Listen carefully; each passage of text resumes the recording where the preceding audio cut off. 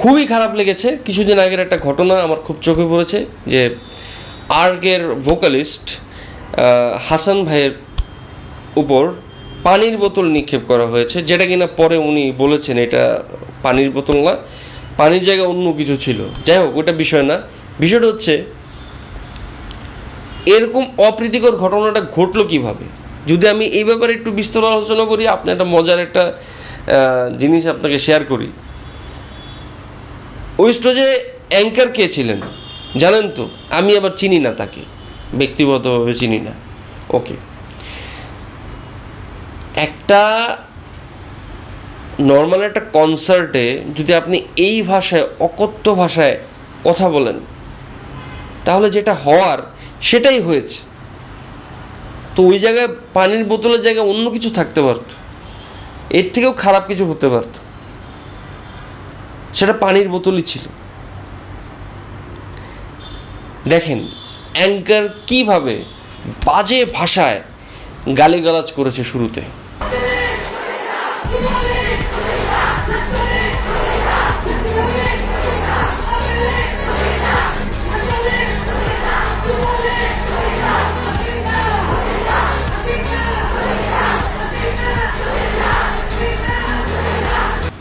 তখন আপনি একটা বার চিন্তা করেন, যখন এইভাবে গালিগালাজ হয় তখন কি হতে পারে? ফিডব্যাক তো আসবেই একটা, তাই না?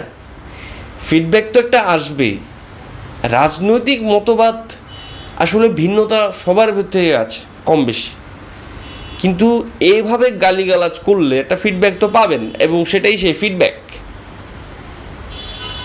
আমি মনে করি যারা শিল্পী আছেন তারা একটু সিদ্ধান্ত নেওয়ার আগে যে কোথাও শো করবেন, তার আগে জেনে নেওয়া উচিত সেখানকার অ্যাঙ্কার কেমন, সেখানকার মানুষ কেমন, সেই মানুষটার পূর্ব হিস্ট্রি কী, এগুলো জেনে তারপর স্টেজে উঠবেন। আমি সবার কাছে বিনীত অনুরোধ করব, যারা বড় বড় সিঙ্গার আছেন, আপনাদের মান সম্মানটা সবার আগে। কারণ হাসান ভাইয়ের যে মান সম্মান, যেই লিসেনার, তারা কিন্তু 2000 সনের, তারা কিন্তু অনেক আগের লিসেনার। এবং হাসান ভাইয়ের গান শুনতে শুনতে আমরা বড় হয়েছি। আমি নিজেও হাসান ভাইয়ের একটা ফ্যান।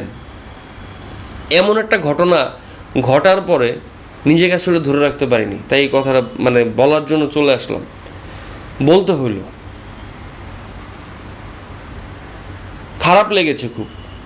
এমন একটা ঘটনা তার সাথে ঘটবে আমি কখনো কল্পনাও করিনি, কিন্তু ঘটেছে কার জন্য? অ্যাঙ্কারের জন্য।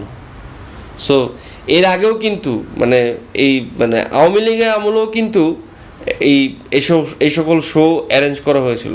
সেখানে কোথাও তো আমরা দেখি নাই যে বিএনপির নামে বাজে মন্তব্য করেছে স্টেডিয়ামে, বা জামাতের নামে কোনো বাজে মন্তব্য হয়েছিল না। স্টেডিয়ামে অ্যাজ ইট ইজ ছিল। এবং যখনই স্টেজে উঠতো কেউ, স্টেজে কখনো এই সকল রাজনৈতিক আলাপ করা হতো না। 50 বছরের ইতিহাসে এমন ঘটনা ঘটে নাই যেটা ঘটলো 2 দিন আগে। সো এটা ডিসগাস্টিং আমার জন্য, আমাদের সকলের জন্য। যারা নতুন বাংলাদেশকে ভালোবাসেন তাদের কাছে আমি অনুরোধ করব, আপনাদের আচার ব্যবহারটা ঠিক রাখেন। ওখানে ঠিক না থাকলে অনেক সমস্যা হবে। মানুষ সবাই এক মেন্টালিটির মানুষ না, কেউ ঠান্ডা মাথার মানুষ, কেউ গরম মাথার মানুষ। তো এরকম অপ্রীতিকর ঘটনা যেন আর আগামীতে না ঘটে, প্লিজ অ্যাঙ্কার নির্বাচন করার সময় একটু দেখে করবেন।